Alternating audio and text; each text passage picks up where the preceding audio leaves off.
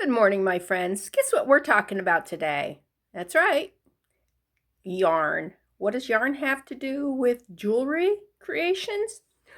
Um, there are people who can make beautiful jewelry using yarn. I might not be one of those. Anyways, let me show you some things here. Okay, I make slippers, and you need a pretty good size ball of yarn if you're going to be making slippers. I do have this here. I could make if something this size if they were youth or children. Uh, with adults, you're going to need probably something at least this size, and it takes two. So I'm going to show you my slippers, and then I'm going to show you I'll probably show you first what I do with when the balls get too small to actually make anything with. I don't really, knitting and crocheting is not my good place. So, and before I go too far, let me talk about this also. This here, the different sizes. This is called a nifty knitter. And it knits, and it's really easy. And you just go around and around, twice around the first time, and then you just flick off the things, go around all these pegs again and flick them off again, and they just make row after row. It's a really easy knitting technique for those who really, knitting is not for them, but they got yarn and they want to make a scarf or a stocking cap. I came from northern New York, which is very close to Canada, so I grew up calling a stocking cap or a knitted hat a toque. And so when I talk of them, I immediately say toque, and then I have to go back and go, oh, only part of the world knows what a toque is. So, all right, let's go and let's show you some stuff. Okay, I'm not sure why my phone shut off. It does things that it wants to do. All right, I finished this row here. And that one you'll be facing forwards like this. Then you turn it over because you've got to go back to you always use the pointy end and go back to the other end. This side's going to be easier to show you the switching of the threads because this is the back side. And you see how these threads are just pulled over? You're just going to pull the threads over, the yarn over, but this is the inside of the slipper. That's what, if you wanted to look at the inside, would look like. Okay, we want to make sure this here gets all the way out to this edge. So we're going to pull it across like that and pick up the yarn we want to use. Again, we stab it, strangle it, pull out the guts, throw it off the cliff. I know, that's pretty gruesome, right? But let's face it, who doesn't like a good horror story there while you're knitting? With adult slippers, you do sets of 6.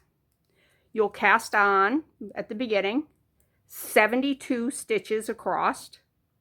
And maybe I'll show you how to do that. I don't know. It's a simple thing. All right. Right here, when we end this one, we're going to pull this forward and pull that one back. There is a name for that.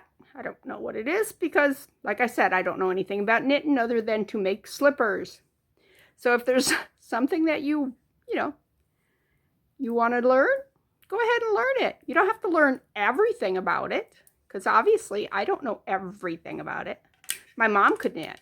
Mom could make sweaters and baby blankets and do different kinds of stitches and all kinds of cool things. Not me. Anyways, because these are in sets of 6, you just stitch 6 times, which is really easy. Like when you get to here, because you go, oh, that switched to a different thing. So let me put that one on that side. Bring that the multicolored one to the back, because you want to always knit from the back with these. I don't know if some other stitching you don't. Like I said, I don't know how to knit anything but these. And I'm good with that because, yeah, this always reminds me of my mom because she's the one that taught me. Mom passed when she was 60 and I'm now 67. So it's been a while. So, and I had a grandchild ask me if I would teach them how to knit. I'm thinking, I really don't know how to knit. I just know how to do slippers. I mean, I can do the basic knit and stitch, which is what I'm doing right here. It's just a basic, you know. Like I said, I don't know. I'm sure there's fancier stitches. I know that one's called a purl. I don't know what the other one's called. And it has something to do with where you put your I keep calling it thread, where you put your yarn. And you can have like these here. You see how these are kind of, you can see patterns there. On the kind where you do the purl and the other stitch, it'll be a smooth flat like regular sweaters. But like I said, I don't know how to do that. I also don't know how to finish off a piece. I really don't, because slippers you don't cast off. Is that what it's called? You basically take a darning needle. You cut the yarn like about that long. Put it on a darning needle, and just put it back through the where all the stitches is. Pull the needle out, and you squeeze it tight. And when you squeeze it tight, it gathers it all together, and then you just darn it down the seam to about, well, you can see about halfway, and then you're going to stick the needle into one of these tubes, because it kind of makes a tube, to the back, and then you just sew the back together. You'd sew this part back here together, and then you hide the rest of the yarn in one of the tubes, and voila, you have slippers. It's magic. It is total magic. Had to make sure I was on the right right yarn here, because, you know, when I get talking, yeah, things happen. Anyways, like I was saying, it's in sets of 6. And then after you do 6 rows, each one of these is a row, you will change up and do the other color. You don't have to. I mean, you can just do the same color all the way down through if you wanted to.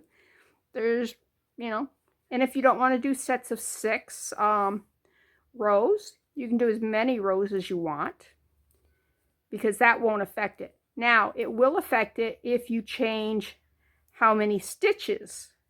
If you do like 5 stitches, they're going to have to be in multiples of an odd number, but they have to multiply by 5. Okay? But that's how easy that is.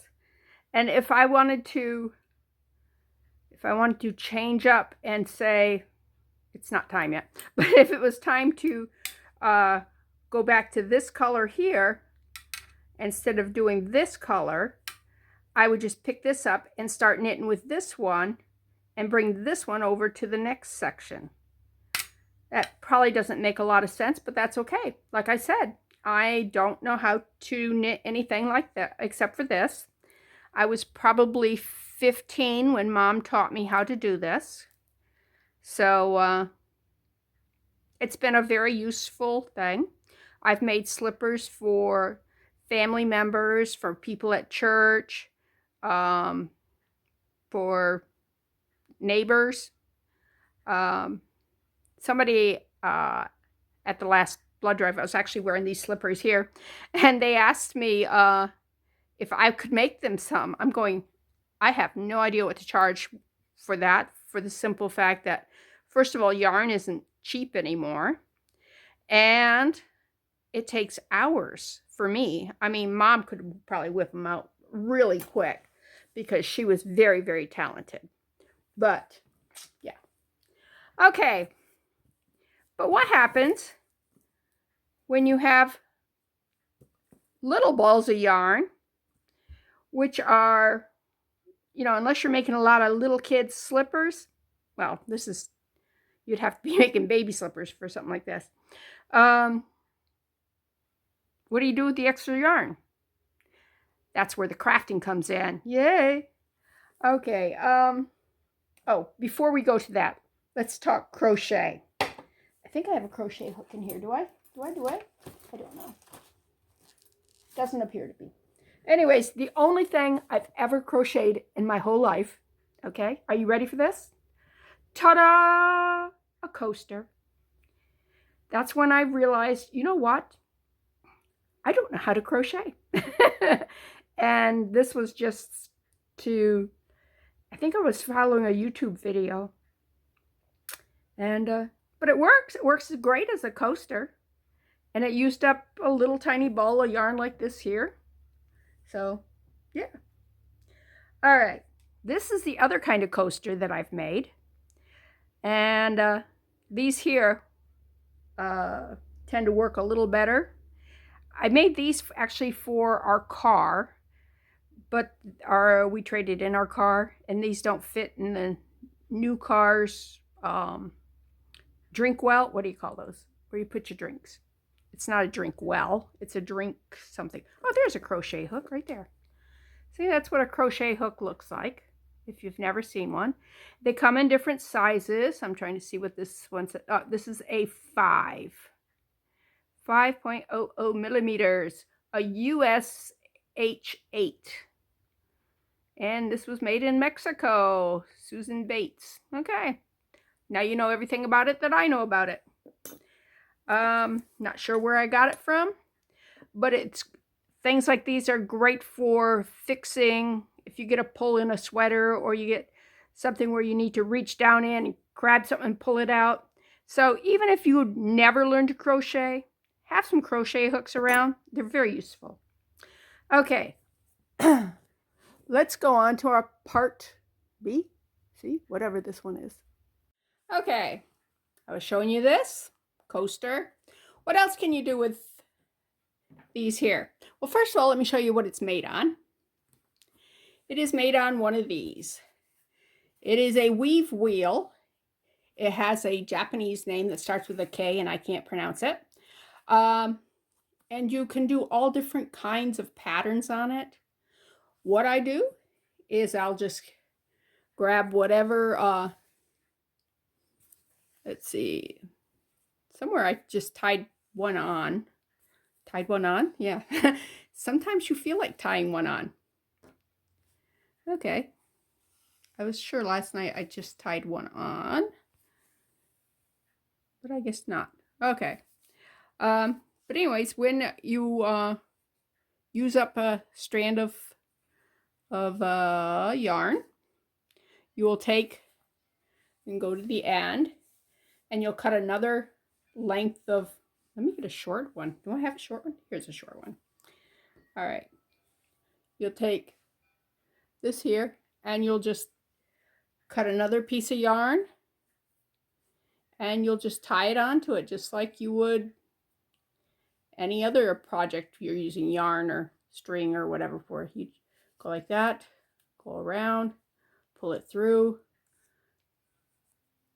tighten it down really tight, take your scissors, trim it off real close, ta-da,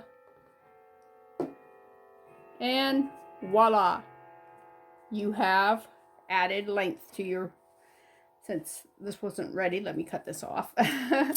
Don't really need that much length on that. Okay, how do these work? Okay.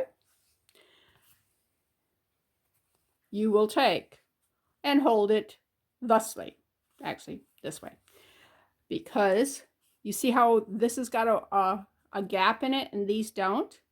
This tells me these were the last ones I used, so I'll go up and take that one and bring it down. Go to this side, go to the right side, pick that one up and bring it to the top. turn the wheel. Top left, bottom right.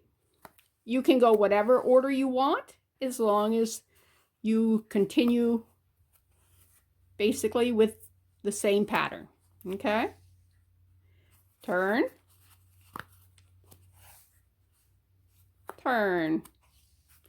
Okay, and it comes out the bottom here, and it just makes a rope. And that's basically how real ropes are made. Only they have machines and they do it for them. It's not like, well, I'm sure in the olden days that people actually had to make their own ropes. So what can you do with that? Well, this one here, I am making a rug with. Can you see the rug? And you see the different colors? You can see how I started out with some browns and oranges and beiges. And then when I ran out of those, I went to another color and just kept changing the colors as I ran out of the yarn. You know, these are the colors I'm going to be using right now. I'm almost out of the white. I went and got some gray. This here I double up because this is, it's like baby yarn. It's what you use. And I have no use for it. So I might as well put it in a project like this. Now you can do, these are all double-stranded. Except for the baby stuff, that's triple-stranded. You can do just one strand, and you'll have a smaller, you'll have something more of this thickness instead of this thickness. See the difference? Depending on how much yarn you have. And you can also do like 6 or 8 of these instead of 4 sets. Do what you want. Okay, what else have I made with that? All right, looks like a hat, but it actually is a cozy for my corral. So I could put this in there. It'll keep the pot hot while it's sitting on the table or sitting on the counter or being transported wherever. And it also cushions it. It's like a hot pad, and it's like, yeah, so I did that with that. All right, now, what do you do once you get the rope made? All right, this kind of, usually you'll have a weight on the bottom of this. When you're doing like bracelets, you can make bracelets with it. You can make, you know, but since this is so long, I don't have anything. So what I do is before I sew this into place, I will stretch it out a little bit. Okay, then I just take, this is, let's see, is this the upholstery one? Hand quilting. This is hand quilting thread. Upholstery and hand quilted thread are both very strong threads. And you want a strong thread because, let's face it, you don't want this coming apart on you. I'm not sure where this rug's going to end up. My husband said he'd use it. But then last night he stepped on it and he goes, it's kind of rough. I'm thinking, well, yeah, it's a braided rug. It's okay. All right. Just like jewelry, when you're getting ready to string jewelry, we don't want a bunch of knots. So what we're going to do is we're just going to go in, like right up here. Oops. Go right in here. Pull it out here. Find the end. Hopefully you can see. Okay, you can see the thread. Good. Then go back through, couple, and we're going to weave a little bit in and out. Oh, look at that. We're drinking and now we're weaving. All right. I'm going to pull that just a little bit so it gets that tail shorter. All right, and then go back through. And what this does is it makes it so that your thread doesn't pull out. Because when it goes like this, like that, it's very hard to pull anything. If you've ever tried to unwind a hose or a cord or something, if it's all twisted up, it's very hard to get it to come out. Yeah, catch on my table, you silly thing, you. All right. And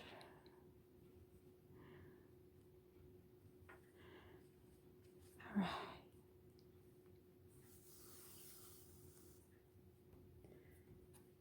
Let's see.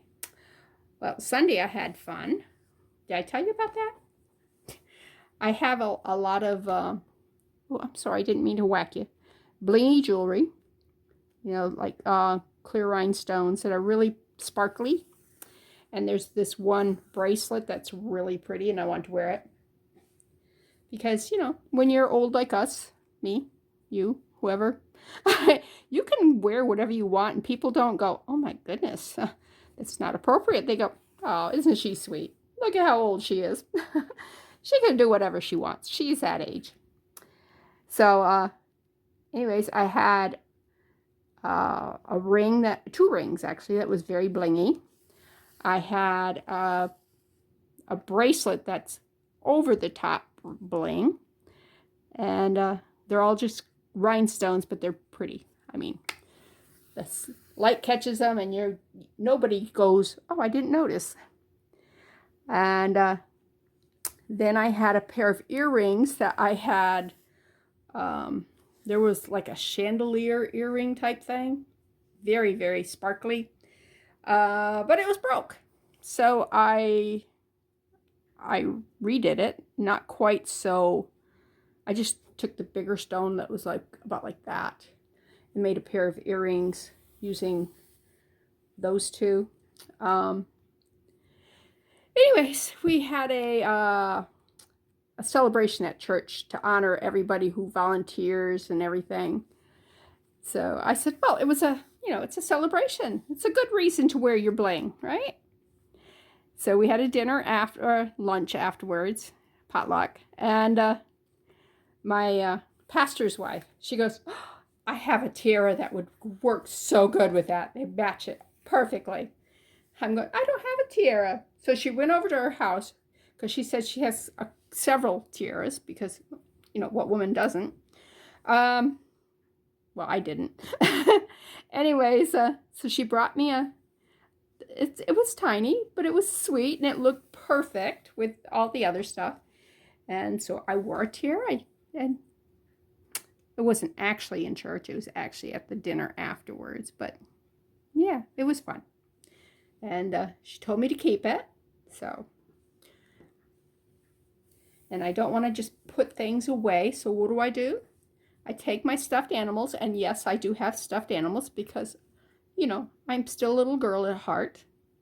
And I dress up my stuffed animals in jewelry, and it's like I have a bear that I call Tuffy Bear. He's wearing John Lennon type sunglasses and a feather earring, and so he looks really cool. It's just one earring. I don't have the match, and it's a long feather. Several long feathers actually. They cascade down. But with the glasses, he looks more native or something, so it looks cool. Anyway, she just keep going around like this. And I don't know if you can tell on camera or whatever, there's a little bit of unevenness right here. But if you wet these, your creations, and especially if you put them out in the sun, lay them flat, and they will dry, and they will flatten out. Anyways, I just wanted to show you how to do that. And these come in squares too, and rectangles. They're different shapes for these.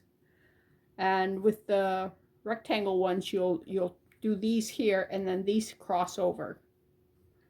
These never join the pack. They stay over there. It's really weird. At least the video I've seen. I haven't actually done that one. So, but I hope this encourages you to kind of play around with your scraps.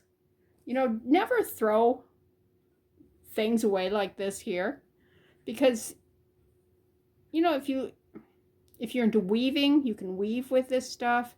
I haven't done that since I was a child, so I can't show you any examples of that. But there's so much you can do with yarn. If you can make pom-poms, this would make a cute little pom-pom. You just take a piece of cardboard, you know, a little piece of cardboard like this. You just wind it around and around and around and around. Take another piece of yarn, about this long here, stick it through it, tie it. It's very, very tight, and you want to make sure you double tie it. And then you just cut the thing, and then you'll trim it, give it a little haircut so it's uniform. And voila, you have pom-poms. I mean, we've all done pom-poms, haven't we? If you have not done a pom-pom, try a pom-pom. They're fun. So this was just a quick video to show you what else I do other than playing with resin and some rhinestones and beads and wire but yeah, I'm making slippers for my granddaughter. She goes, oh, I want a pair. I'm going, I made you a pair, but that was years ago, and you probably would have to wear them on your, you know, like toes or something. So I'm making her a pair. But yeah, and it's something to do while I am watching TV other than snacking. It's a diet thing, you know? If your hands are busy, then you're not eating, because you cannot knit and like eat cheese curls, because yeah, you'll get everything destroyed. And my husband will show you that you eat cheese curls with a toothpick. Put them in a bowl and just stab them and everything. That way your hands stay clean. I'm going, okay. And let's see, what else is there? I think that's it for today. So this is Bethany with New Life Jewelry Creations. Thanks for stopping by. Hit the like button, and I really wish I could see some of your projects. And you know, if you feel like doing a YouTube channel, do it. Nothing's stopping you. They're free.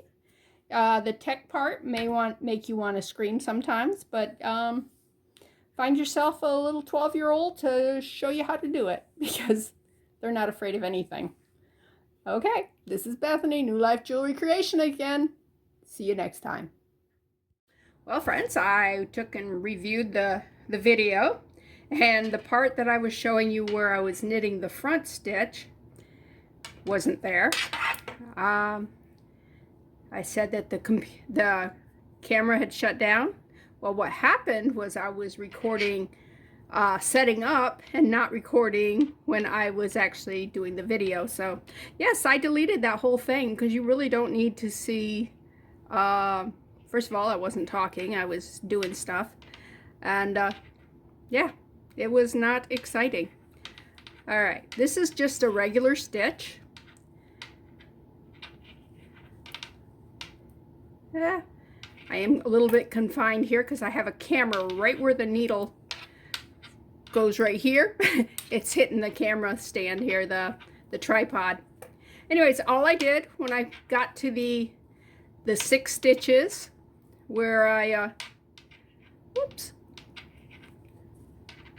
of the one color, I'll show you again since I didn't bother telling you I was doing it. Okay, that's the 6 stitches there. 1 2 3 4 5 6. Drop that one, pick this one up. There's no change, you know, moving the thread to the back or anything, because it's already to the back. On the next row, I will have to take and every 6 stitches and drop that, pick this one up. I will have to move it to the back because they'll be in the front. And yeah, I think that's something to do with the purling. I don't know. I think this is just straight stitch and the other is purling. I should have done some research, shouldn't I? Yeah. Okay, I am going to pause, finish this row, Okay, by magic of pausing, I was able to finish it all the way to here. And I want to tell you a couple things. First, you want to keep your yarn loose. You do not want it tighten on you. Okay, this right here is the last of this row. And I dropped this one, picked up this one. You can see on the back. Dropped that one, picked up that one. Also by magic, my light source has moved. So I hope that you can see a little better. Okay, and then we just do these last 6. I'm sorry about you probably can hear the needles hitting the table, because usually I'll do this in my lap and not with a table present. Okay, and that's how you finish that one row. All right, you'll notice that every time I switched the threads here, the yarn, it made an indentation here. And it gathered it, and this right here will pull it together to make it a gathery thing. And that's what gives your slipper the cushion. Now you can also use this as a scarf. You could just keep going, make it very long. And you don't have to make it as wide as, I mean, that right there would be a good width for a scarf. If you're a child, probably to there. And you could do it in whatever colors you happen to have or want. And there's some really pretty colors. Okay, whoops. And, oh, I really whacked you that time. I am sorry.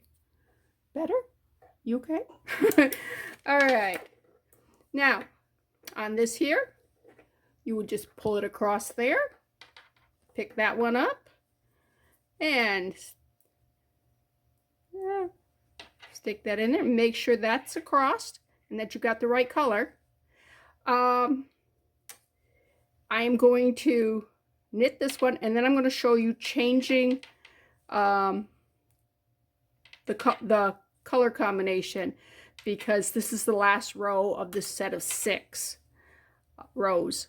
And again, you do this here, bring that across, bring that up, and keep going.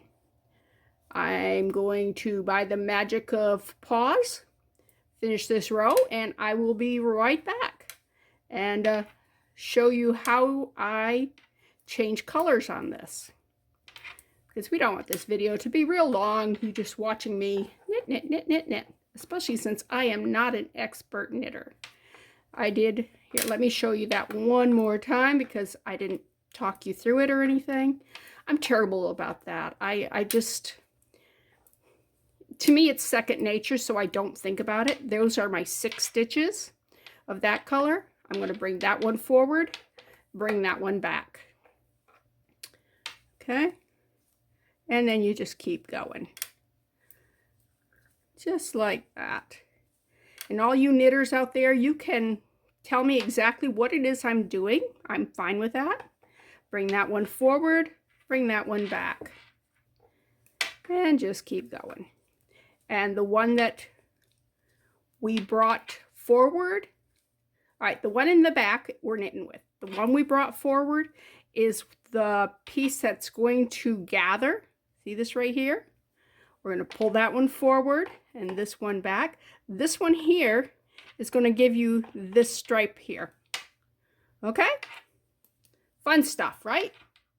Okay, we're back. I finished that row. And if you look right here, you can see 1, 2, 3, 4, 5. There should be 6. All right. 1, 2, 3, 4, 5. Why is there not 6? Did I mess up? All right. 1, 2, 3, 4, 5, 6. Oh, I see. The one was actually there. Okay. They're all there. But you can see them on the side. 1, 2, 3, 4, 5, 6. Okay. Now, normally, if I was just going to keep that pattern, I'd pull this one across and pick that yarn up and knit with that one right there. Just pull that one across. But since we are changing the color, we are going to do our little stab thing. Use this one and just go across. keep that other one just dangle down. You may need to pull it tighter because it will loosen up a little bit. And then just do your 6 stitches here.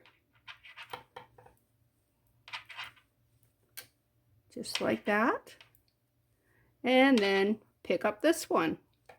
And at that time, you will tighten that one, that loop. That's, I don't know, it always loosens up on me. And I'm not sure if it was the video that got tossed or didn't get recorded, or if it's the one that I actually saved. But I love the little thing that I saw online about the knitting. It's like when they go, you stab it, you strangle it, you pull out its guts and throw it off the cliff. Stab it, strangle it, pull out the guts, throw it off the cliff. Let me go slow. All right, stab it, strangle it, pull out the guts, throw it off the cliff.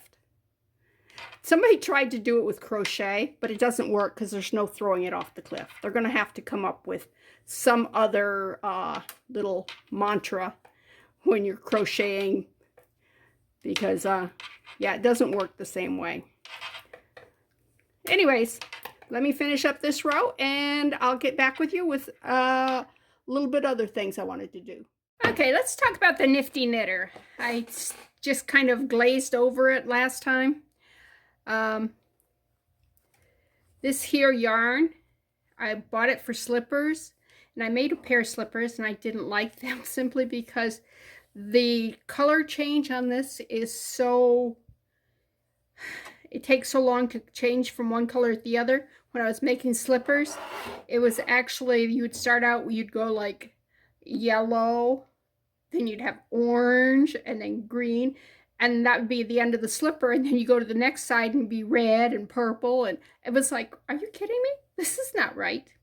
Anyways, make a slip knot. You just make a circle like that, pull it through like that. Everybody knows how to make a slip knot? Yes? I hope. Okay, then you just hook it onto the little peg there, and then you're just going to go around, all the way around the whole thing. You don't want it too tight because you're going to be moving this around a little bit. You're going to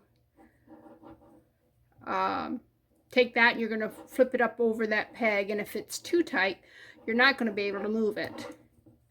But you don't want it too loose because then it comes apart. And I'm using my finger right here, and I'm kind of holding the thread, I keep calling it thread, I'm sorry, the yarn, whoops, so that it doesn't unravel, because that's a pain when it unravels.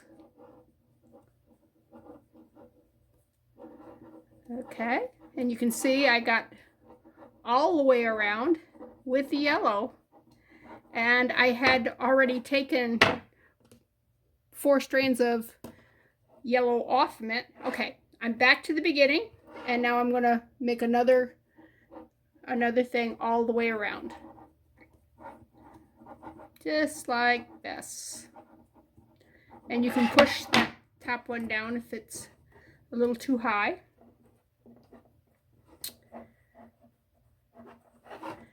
And there are different patterns. And there's different shapes of these.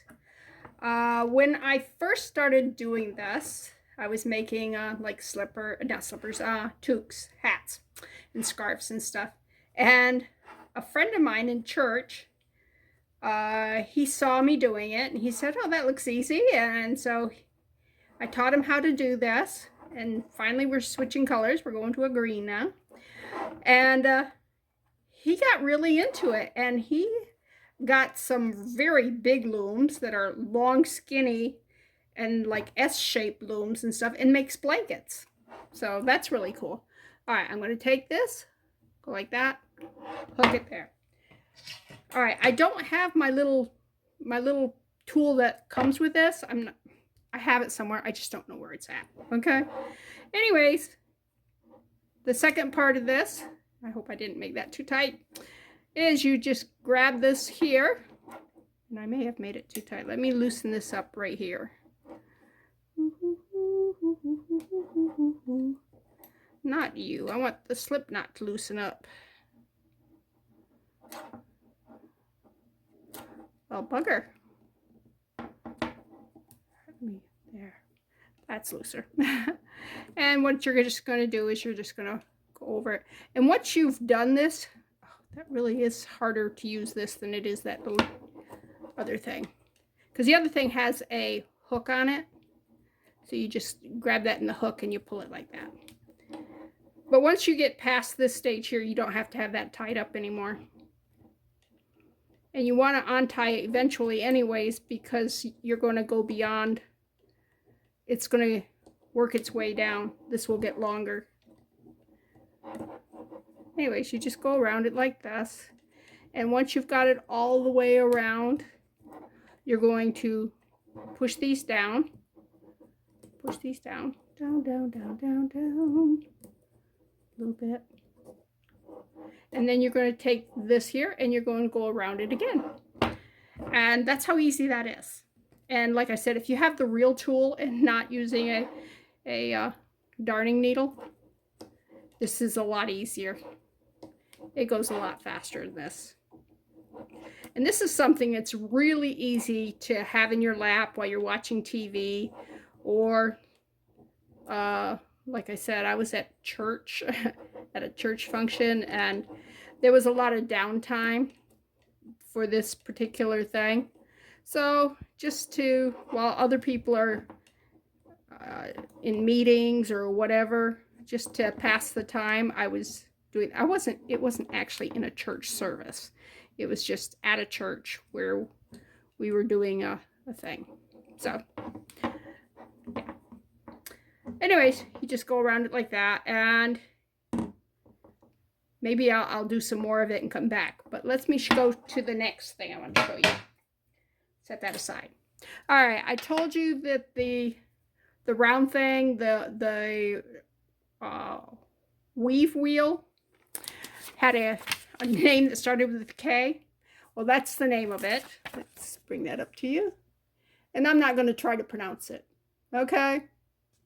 So, all right. And I did say that you could do flat ones. Well, I had one. I've just never used it. You can see this is brand new. So, and I went online to see how it is you do this particular one. There's a lot of different patterns, and this one here is an 8-strander, and this is part of that ball of yarn that I showed you.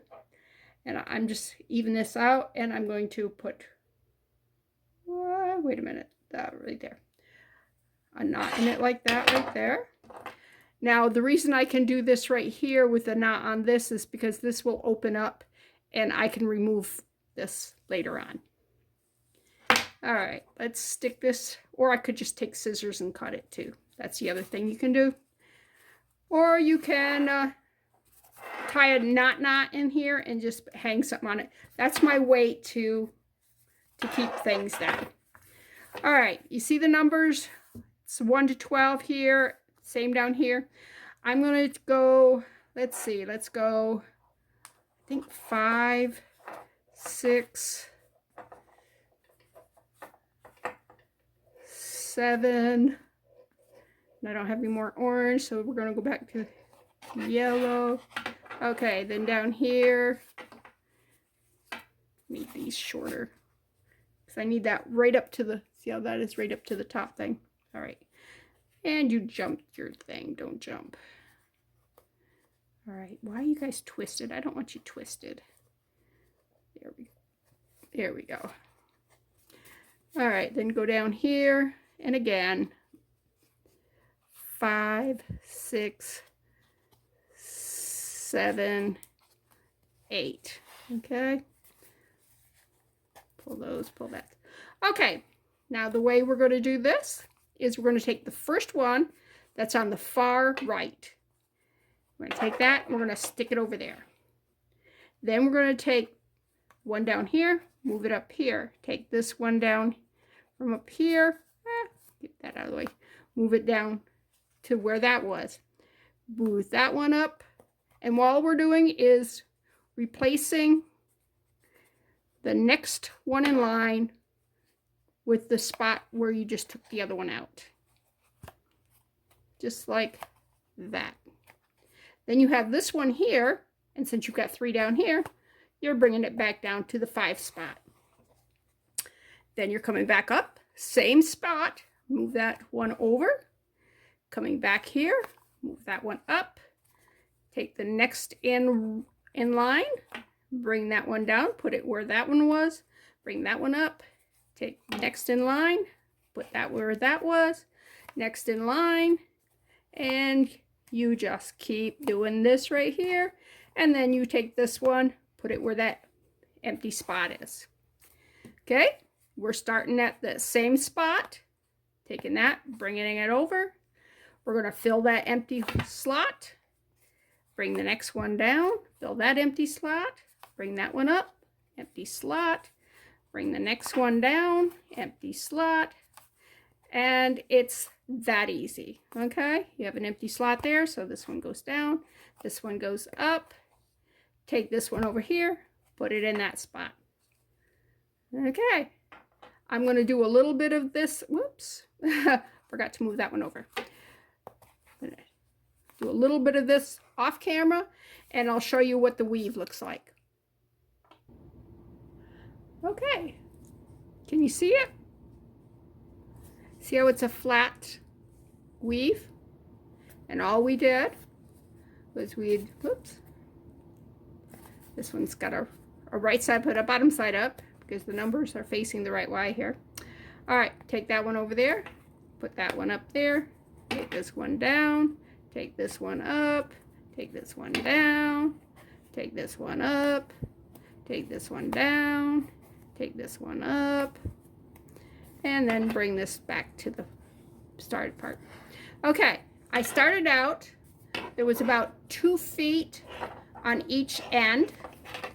I actually doubled it up so it was a 4-foot length of yarn. And you can use cording, you can use all different kinds of stuff. But anyways, you just keep going until you've got the length. That'd be enough to make a bracelet, okay? If you were wondering how much to make for a bracelet. And then make a cute little friendship bracelet, you know. All right, so there's that. Was there anything else I want to talk to you about? I don't think so. But anyways, go online. You can Google that name there if you want. You can make these out of cardboard, by the way. You can just take a square of cardboard or a circle and just make the slits on it. If you want to do just what I've done here, all you need is 1 slit on the side and 4 on the top and 4 on the bottom. If you've got a piece of like plastic, it's got to be a substantial, because you're going to be putting, this has got a weight on it and you're going to be holding it and bending it. So same with the cardboard. You want something substantial. Make sure when you cut the slits you don't hurt yourself. That's a public service announcement for my sister, because she's always worried I'm going to hurt myself. Anyways, but yeah, this was fun, and hopefully some of you, are encouraged to try some of this stuff. Just go to YouTube and Google whatever craft you want, and there are professional professional teachers of this stuff. I can show you what I'm doing, but can I teach you? Not really. I can just show you that it's not hard to do, and then you go to somebody who's like really knows what they're doing, and they will teach you step by step by step, and they use the words so you know exactly what it is, the names of different things.